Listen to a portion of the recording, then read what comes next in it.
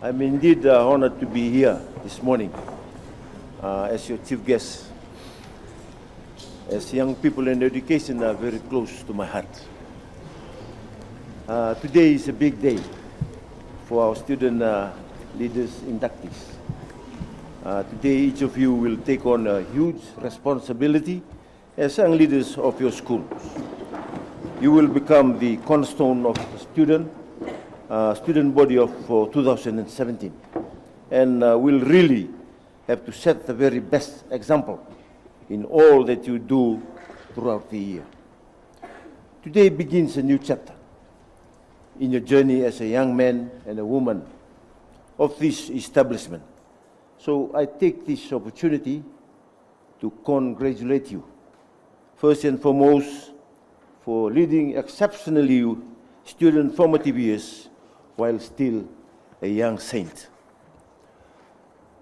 I have the good fortune of meeting and contributing to the holistic development of our young Fijians, regardless of their locality, ethnicity, culture, and social standing throughout the work that I and my ministry do. Collectively, we have the obligation to see to the full realization of your potential. Today, I share with you one of your best achievements in your young lives thus far, and I can see the pride in your eyes and on your parents' faces as well as I walk in. As a father myself, I would like to shine the spotlight on our parents and teachers. For without their love and care, none of you would be where you are today. Parents place a great amount of trust in teachers to care for, further educate and inspire their children. Basic education and values are taught in home and are reinforced in the classroom. I have no doubt that as teachers, you recognize the responsibility you bear and the privilege that you enjoy in contributing to all children's lives. I acknowledge your presence here this morning, parents and teachers alike, because you help to mold and guide our future leaders. Thank you for all you have done in the upbringing of your children and for all that you will undoubtedly continue to do.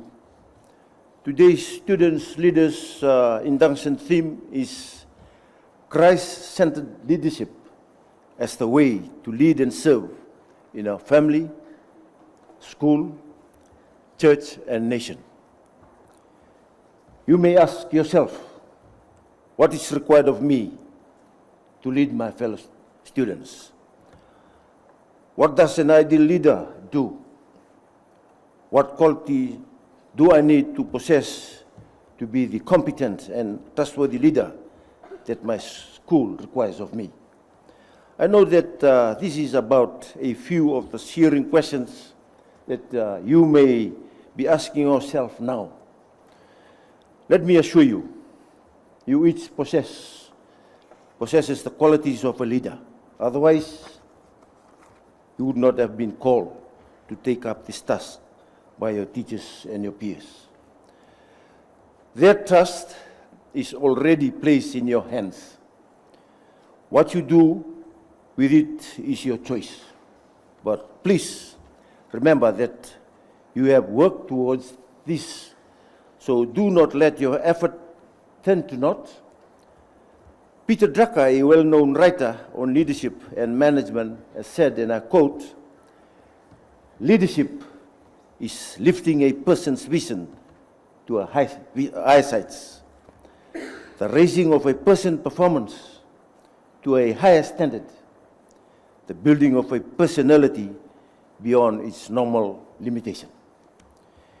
In your context, I hope to share with you a few leadership qualities that you should always consider. You must remember that you are servants. You serve those you lead. As Aristotle said, he or she who has never learned to obey cannot become a good commander. To become a good leader, you need to be a good follower. Just like Jesus Christ was the perfect leader, he was also the perfect servant. So too should you be. Pray that you may have the grace to be servants. The biblical model for leadership is servanthood. Worldly leaders use power to get things done for them, but godly leaders use power to serve those they are called to lead and care for. Worldly leaders want to be served. Godly leaders want to serve. As pilgrims and on a journey throughout this year, as a family on the road, you are here to help each other, walk the mile, and bear the load. You have each shown that you possess the qualities of honesty. It is truth-telling, truth-speaking, truth-living, and truth-loving. It is a moral compass of lives. You consider you possess the quality of good communicator. Pay attention and listen to the needs and the struggles of those around you. Get involved, being kind and gentle in the process. You have seen that you have the qualities of commitment. Leaders cannot expect special treatment. You are not exempt from the same standard that applies to those you lead. You are seen to have the qualities of confidence. Confidence is not pride, but security in Christ. That security is based on God's call on your life and in the exercise of the gifts He has given you. As the Bible says in Philippians chapter 4, verse 13, I can do all things with the help of Jesus Christ, who gives me the strength I need. You are seen to have the quality of intuition, the direct knowing of learning or something without the conscious use of reasoning. The immediate understanding. You have an insight. Or in other words, love at first sight. You are seen to have the quality of a dedication, a state of committed to something or wholehearted devotion. You have the quality and the ability to lead. You have been observed in the past years that you have been a good follower, a good servant. That's why you are sitting there today before you receive your badge. Let me add, a leader's life is complex, involving head and hearts, skills and competence, character and spiritual values. You must have compassion. You must have sensitivity.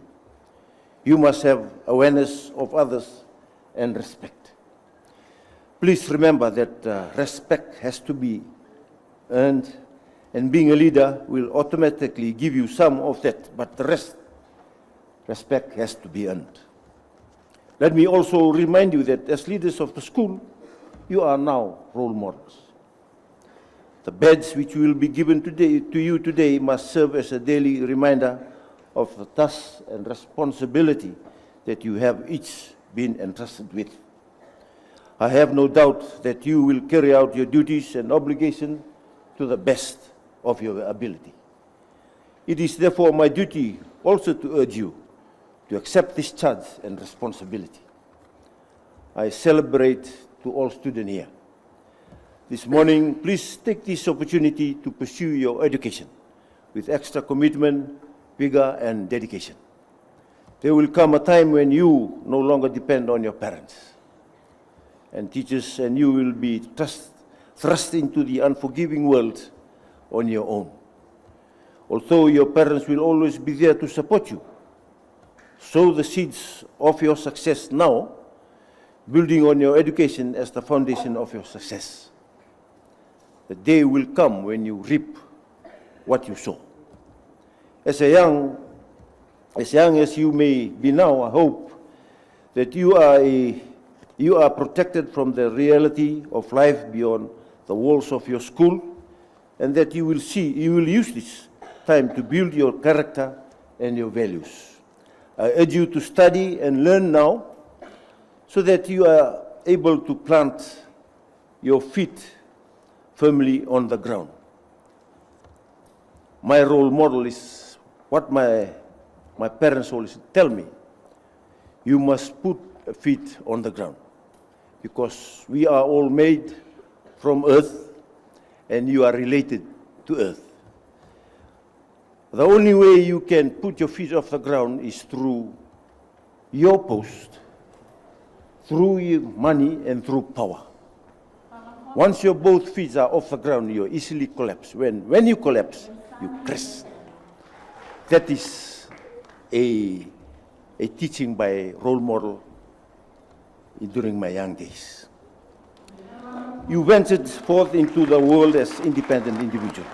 You are the architects of your own fate, and your image in the future starts now. The Bible says in John 5, chapter 5, verse 15, yes, I am the vine, you are the branches.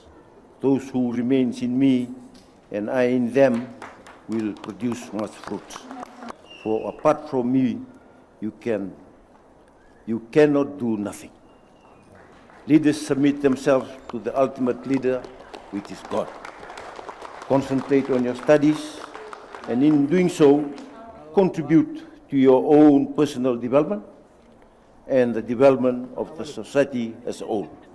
I congratulate our student leader inductee once again. And with those few words, Binakaba Lebu and Bahut Danbat, thank you, and may God bless us all.